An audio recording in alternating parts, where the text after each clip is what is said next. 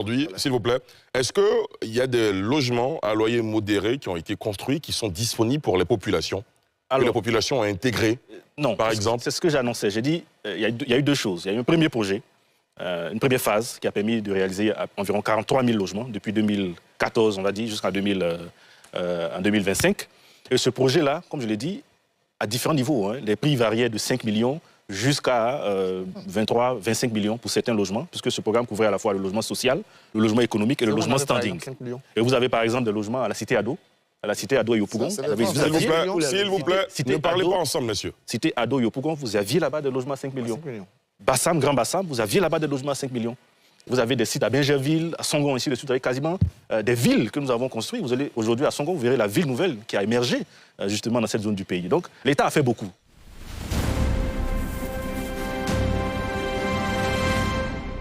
Côte d'Ivoire, la flambée des loyers ne fait plus débat. Elle inquiète. À Abidjan, se loger devient un défi quotidien pour des milliers de familles. Quelles sont les vraies causes de cette explosion des prix? Quelles conséquences sur le pouvoir d'achat et la stabilité sociale? Et surtout, quelles solutions concrètes pour sortir de cette crise? Sur ce plateau, les experts analysent en profondeur les causes, les impacts et les pistes de sortie. Les loyers sont très chers et puis bon, cette situation qui se génère de plus en plus met vraiment en cause le droit au logement, qui est un droit fondamental de l'homme, en vertu duquel l'État doit s'assurer de ce que chaque citoyen ait un logement décent, un logement sécurisé, un logement abordable. C'est vrai, l'État fait beaucoup. L'État, dans la légifération, dans les aides, dans les subventions, l'État fait beaucoup, mais c'est encore insuffisant. C'est encore insuffisant pour pouvoir faire respecter ce droit fondamental. Et pour nous, tout en souscrivant toutes les causes qui ont été invoquées par mes prédécesseurs, je pense que la matière de la régulation n'est pas suffisante. La régulation n'est pas suffisante. Quand on prend le code de la construction et de l'habitat, l'article 121 dit que le montant de loyer est fixé en tenant compte de la valeur de l'immeuble ou du local. La valeur de l'immeuble ou du local. C'est-à-dire que l'État même encourage à fixer le loyer exorbitant, supposons valeur de l'immeuble. Il n'y a pas d'encadrement de loyer, comme ça existe en France avec la loi Elan, où il y a un encadrement de loyer, où il y a un montant, un loyer des références, un moyen de loyer des références maximum et minimum, sur lesquels il faut... Tout le monde doit se tenir. Je pense que l'État peut le faire. L'État peut aller à l'encadrement de loyer. Donc, en matière, récemment, avec la loi de 2018, l'État a plafonné les cautions et les loyers d'avance. Et ça, c'est plus ou moins respecté aujourd'hui. Beaucoup de propriétaires, de bailleurs ne dépassent pas les 2 mois de caution, les 2 mois de loyer d'avance. C'est vrai qu'il y a encore des récalcitrants, mais il a fallu que l'État plafonne. Et donc, ça peut marcher en matière de fixation de loyer. Si ça marche pour les loyers d'avance et les cautions, il faut maintenant fixer sur le montant de loyer. La deuxième cause que nous avons peut-être identifier, c'est peut-être la rareté aussi des logements sociaux. C'est vrai que l'État ne peut pas construire des bâtiments pour tous les Ivoiriens, mais il faut que de plus en plus, les promesses qui ont été faites pour les logements sociaux puissent réellement se réaliser. C'est vrai que dans le passé, on rêve encore de cette époque de Sikoji Sojofia, où on avait des logements vraiment à des loyers modérés. Parce que le fameux système de location-vente, voilà, location-vente, qui a tant fait de bonheur à nos parents. Trop de bonheur aujourd'hui, voilà. Et donc l'État devait de plus en plus essayer de revenir à ce système-là, même si on n'a pas les moyens d'avant. Et même s'il y a encore plus de pression aujourd'hui. Et puis je pense qu'il y a quand même aussi la cherté des matériaux, ça a été évoqué. Mais souvent aussi, il y a quand même un peu de cupidité des bailleurs. Il y a des bailleurs qui fixent des montants de loyer très excessifs. Je pense qu'il faut quand même revoir tout ça. Il faut quand même que les bailleurs comprennent que aux côtés de l'État, venant au soutien de l'État qui ne peut pas loger tout le monde, ils exercent quand même un service public. Donc, ils devaient quand même penser à vraiment alléger la situation des populations. De là qu'ils font des affaires, qu'ils veulent gagner, qu'ils veulent rentabiliser, il faut en tenir compte. Et on pourra peut-être plus tard discuter sur les conséquences et sur les solutions. Évidemment. Il y a des solutions. Merci beaucoup, Maître Gouamene, pour votre contribution. Monsieur Kokora, ça fait beaucoup. Ça fait beaucoup. Vous avez entendu tous nos analystes et spécialistes sur le plateau. On vous écoute. Alors, ça fait beaucoup, mais je voudrais déjà commencer par dire que c'est peut-être pas, je ne me réjouis pas, mais je dirais que ça me rassure d'entendre que dans ce tour de table, vous avez pu le remarquer, tout le monde est unanime sur les causes réelles du problème. Et les causes réelles du problème aujourd'hui, c'est le déficit que connaît notre pays. Et je pense que si on est tous unanimes sur les causes de ce problème, évitons de faire comme l'apprenti médecin qui casse le thermomètre plutôt que de soigner la fièvre. Aujourd'hui, je pense que l'État, et c'est ce que nous avons commencé à faire déjà, l'État doit investir davantage dans la production de logements sociaux.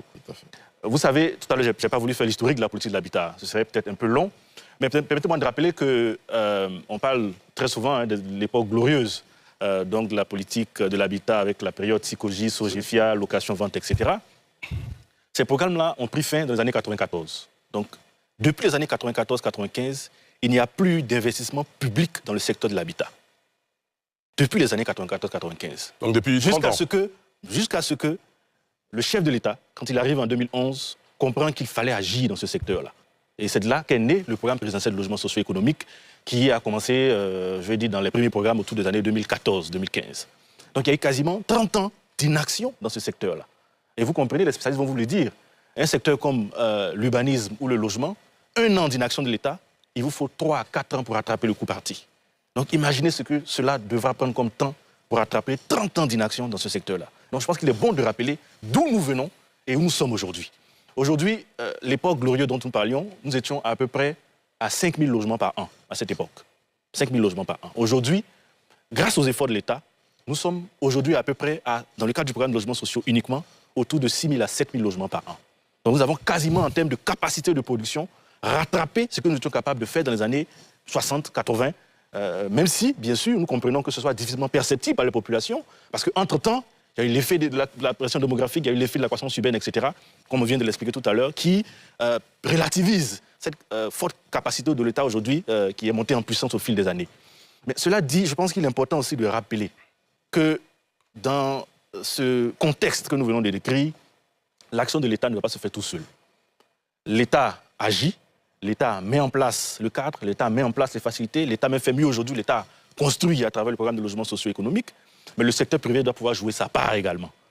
Parlons-en, tout à l'heure nous avons parlé des déterminants du coût du logement. Nous avons cité le foncier, nous avons cité, mais le foncier déjà, pour rappeler le foncier, qui vend le foncier en Côte d'Ivoire? Ce n'est pas l'État, c'est le secteur privé qui vend le foncier. Ce sont les communautés, ce sont les lotisseurs, etc. Donc ce n'est pas l'État. On a parlé tout à l'heure du financement. Mais qui finance le secteur aujourd'hui? Ce sont les banques. Les banques commerciales sont réglementées avec un cadre spécifique. Les taux d'intérêt aujourd'hui des banques, je pense que je ne ferai pas je n'informerai personne sur la situation des taux d'intérêt des banques, de la maturité des crédits, etc. Donc, vous dites, il y a la question du financement, la question des matériaux de construction. Même si ce point, je pense qu'il y a quand même beaucoup d'efforts qui ont été faits.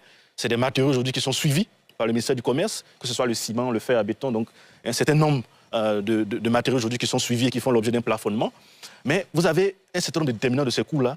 Et quand on parle d'encadrement de loyer, je voudrais que chacun puisse en même temps se dire on n'encadre pas les loyers si on n'a pas encadré en fait tous ces déterminants-là.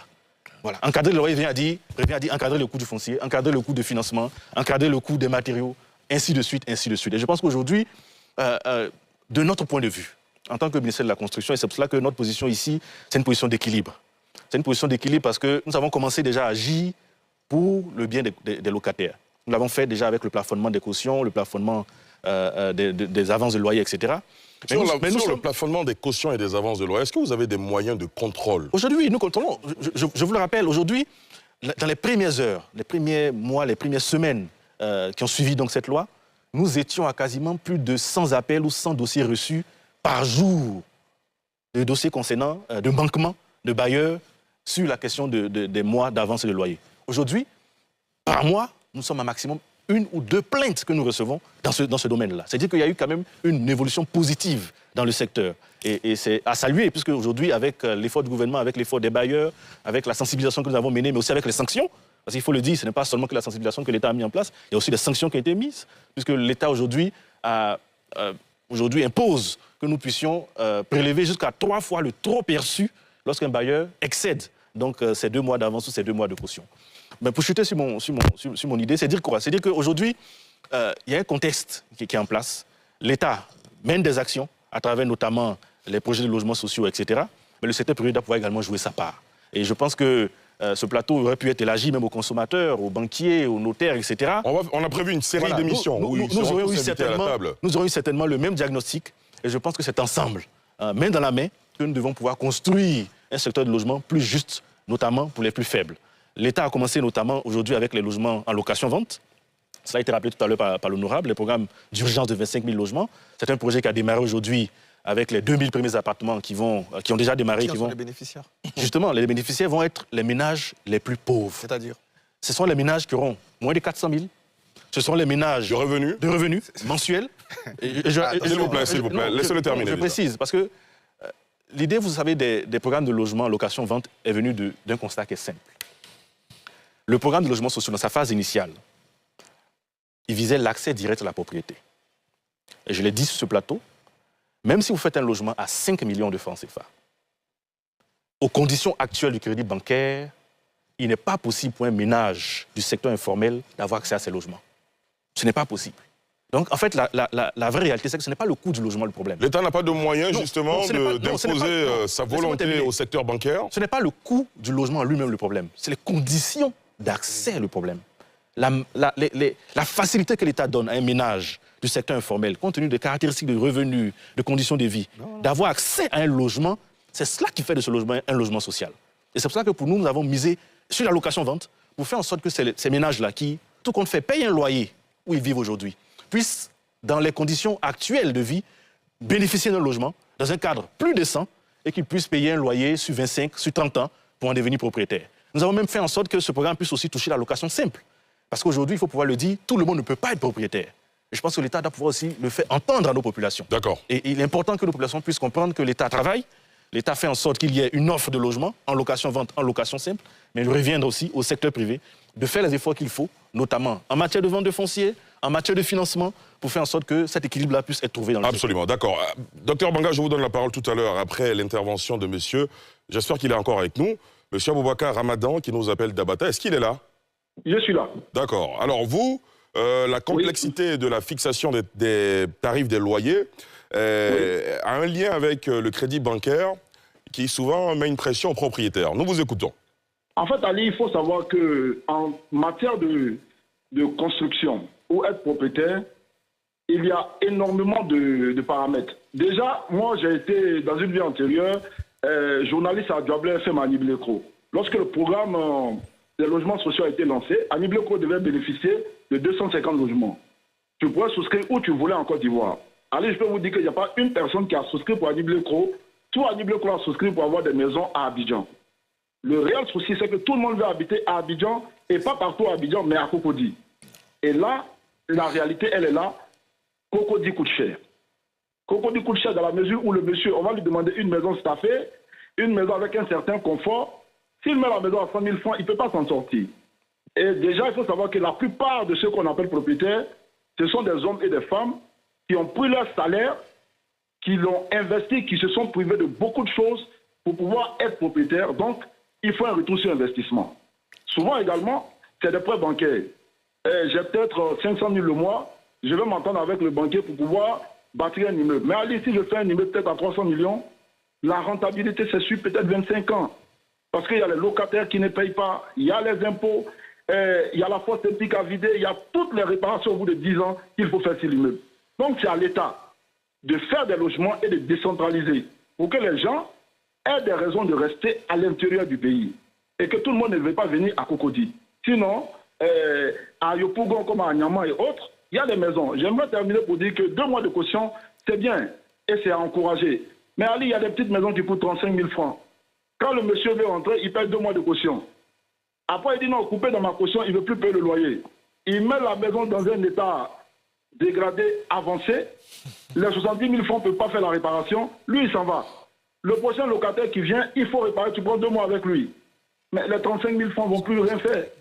Donc, il y a, sur les deux côtés, autant les locataires disent que oui, les maisons sont chères, mais il faut également savoir que les propriétaires sont des endettés et des prisonniers à ciel ouvert, parce qu'ils doivent rembourser la dette. C'est ça qui est la réalité. Donc, il faut que le jeu d'équilibre soit des deux côtés. Très bien. C'est un peu ça, M. Ali. Merci beaucoup, M. Aboubacar Ramadan. Merci de nous avoir appelés depuis Abata. Docteur Banga, vous vouliez réagir? Oui, j'ai posé la première partie de ma question et d'ailleurs le directeur allait dans mon sens sur la réponse. Qu'est-ce que vous appelez logements sociaux? Parce que si vous demandez un ménage de 400 000 francs, c'est déjà... moi, je pense que l'État doit plus se concentrer sur ce que j'appelle l'amélioration des conditions. Ça nous permet en même temps d'aborder les solutions. Hein? Ouais, c'est-à-dire la production, pour moi, ça ne doit plus être trop le problème de l'État en tant que tel. Aujourd'hui, le problème de l'État, soit de se concentrer... Quand vous dites la production, vous faites allusion à la construction des logements. Aujourd'hui, le problème de l'État, c'est par exemple, quel mécanisme on essaie de mettre en place pour, par exemple, ceux qui sont dans les secteurs informels, qui ne sont pas éligibles à des conditions de crédit. Est-ce qu'en ce moment-là, on a une banque de l'habitat qui va se spécifier à accompagner ceux-là dans la production? On a une banque de l'habitat. Mais est-ce qu'elle se spécifie à ça? C'est une autre question. Moi, je vous dis déjà qu'on a une banque de l'habitat. Après, si elle le fait ou pas, je sais pas. C'est là que l'État peut être intéressant. Comment l'État fait pour aujourd'hui sécuriser, par exemple, la propriété foncière? Parce que l'un des facteurs qui fait que le foncier explose, c'est que le gars, il est là, à partir du moment où il a la CD, il est tellement sûr de sa sécurité foncière, il explose.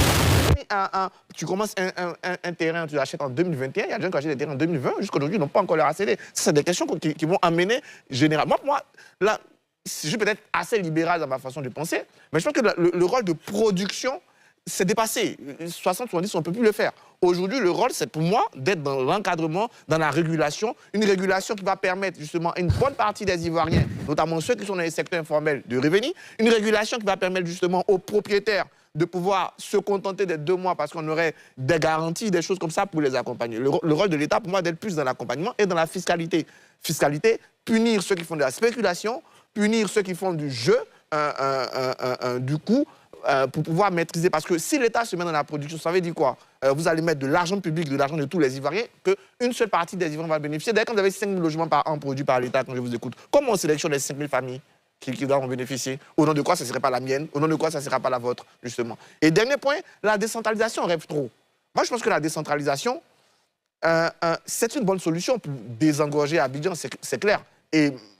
Mais elle fait l'effet inverse dans le temps des logements. Elle envoie plutôt vers une augmentation du coût des logements dans les nouvelles villes, parce que justement, l'offre devient supérieure, vraiment inférieure à la demande, à partir du moment où on explose aussi démographiquement dans ces villes. Nous parlons de loyer et de logement cher. Et pour cela, nous recevons sur ce plateau un des responsables au ministère du Logement qui nous donne évidemment sa vision, sa lecture et surtout les solutions qui peuvent nous permettre d'endiguer ce phénomène. Il y a 2 commentaires de nos internautes qui ont attiré mon attention. Il y a un qui dit « Cette question, c'est un vrai casse-tête chinois ». Et il y a un autre qui dit « Après le tour de table, on peut résumer, c'est la cupidité et la corruption qui font qu'on a autant de problèmes dans ces secteurs. » Ce sont 2 avis, évidemment, tirés sur le volet dans les commentaires. Je vois qu'ils vous font réagir, Dr Banga. Maître Guaméné, c'est à vous à présent, allez-y. Oui, je pense qu'avant d'aborder les solutions brièvement, je pense que la conséquence de ces loyers chers, c'est qu'aujourd'hui, beaucoup de ceux qui n'ont pas les moyens de se loger décemment sont livrés à la débrouillardise. Ils sont dans des logements précaires, avec les conséquences qu'il y a en saison de pluie, avec les déguerpissements dramatiques inhumains. Et pour moi, la solution, contrairement à ce que l'une des solutions, contrairement à ce que tu as dit, l'État doit continuer à produire. L'État doit continuer à produire. La politique de logements sociaux, pour moi, ça ne devait pas se limiter à la vente des logements. Il faut plutôt construire des logements à loyer modéré. Là où le privé construit une pièce ou bien 2 pièces et qu'il fait à 200 000 francs, l'État devra pouvoir construire et faire à 50, 75, 100 000 francs. Ça, c'est possible que l'État puisse le faire. C'est vrai que tout à l'heure, M. Kokora l'a dit, depuis 1994, cette politique de logements sociaux à loyer modéré a été abandonnée. Ça a été repris 30 ans plus tard, donc depuis 2011. Si j'ai pu comprendre qu'ils sont actuellement aux 2000 premiers logements qui n'ont pas encore été attribués. Non. Depuis 2011, la volonté a été exprimée par le chef de l'État. 2013-2014, les premiers projets ont commencé. Aujourd'hui, en termes de production de logements sociaux, nous sommes à 43 000 logements produits depuis cette date jusqu'à aujourd'hui. Ah, d'accord. Par contre, par l'État. Par contre, ces 43 000 logements ont été réalisés dans le cadre d'un partenariat public-privé. Voilà, c'est ce que j'ai dit. Partenariat public-privé, essentiellement axé vers l'accès direct. Et ce que nous disons, ce schéma-là exclut une bonne partie de nos populations. Et raison pour laquelle nous sommes revenus depuis 2023 au projet de location-vente et de location simple, et dont les 2000 premiers logements sont en cours aujourd'hui. Moi, je pense qu'il faut plutôt accélérer, accentuer les locations. C'est ce que nous faisons. C'est ce que nous faisons les loyers modérés. C'est ce que nous faisons. C'est l'une des solutions. L'État ne peut pas abandonner cela au privé. Quand vous dites ce que nous faisons aujourd'hui, s'il vous plaît, est-ce qu'il y a des logements à loyer modéré qui ont été construits, qui sont disponibles pour les populations? Que les populations ont intégré, par exemple? C'est ce que j'ai annoncé. J'ai dit, il y a eu 2 choses. Il y a eu un premier projet, une première phase qui a permis de réaliser environ 43 000 logements depuis 2014, on va dire, jusqu'en 2025. Et ce projet-là, comme je l'ai dit, à différents niveaux. Les prix variaient de 5 millions jusqu'à 23, 25 millions pour certains logements, puisque ce programme couvrait à la fois le logement social, le logement économique et le logement standing. Et vous avez par exemple des logements à la Cité Ado, à Yopougon. S'il vous plaît, ne parlez pas ensemble, monsieur. Cité Ado, Yopougon, vous aviez là-bas des logements à 5 millions. Bassam, Grand Bassam, vous aviez là-bas des logements à 5 millions. Vous avez des sites à Bingerville, à Songon, ici, vous avez quasiment des villes que nous avons construites. Vous allez aujourd'hui à Songon, vous verrez la ville nouvelle qui a émergé justement dans cette zone du pays. Donc l'État a fait beaucoup. Sauf que ce que nous disons, au bilan, au diagnostic, compte tenu du fait que cette première phase était essentiellement axée sur l'accès direct, elle n'a pas touché une bonne partie de nos concitoyens qui, malgré les coûts réduits, n'ont pas la capacité d'avoir cet argent, soit cash ou via un crédit bancaire, parce qu'ils sont essentiellement dans le secteur informel. Nous avons corrigé le tir. Depuis 2023, nous avons, à travers donc, des financements publics, mobilisés à travers des emprunts de l'État, nous avons lancé les premiers projets de location, vente et de location simple. C'est 800 logements à Yopougon BAE, à la cité policière. Ils sont à quel niveau de réalisation? C'est à peu près 2000 logements à la zone industrielle d'Acoupé du PK24. Ces logements aujourd'hui sont en cours. Je vous invite, je pense que vous êtes tous ici des citoyens, la presse également, je vous invite à venir, à faire tous ces chantiers qui ont démarré et dont les premières livraisons sont prévues fin 2026, début 2027. La crise du logement en Côte d'Ivoire soulève des questions majeures, économiques, sociales et même politiques. Entre causes profondes, conséquences lourdes pour les ménages et solutions encore en débat, une chose est claire, le défi est urgent. Merci à nos invités pour leurs éclairages. Et vous, selon vous, quelles solutions devraient être prioritaires pour faire baisser les loyers à Abidjan et ailleurs? Réagissez en commentaire et partagez cette émission.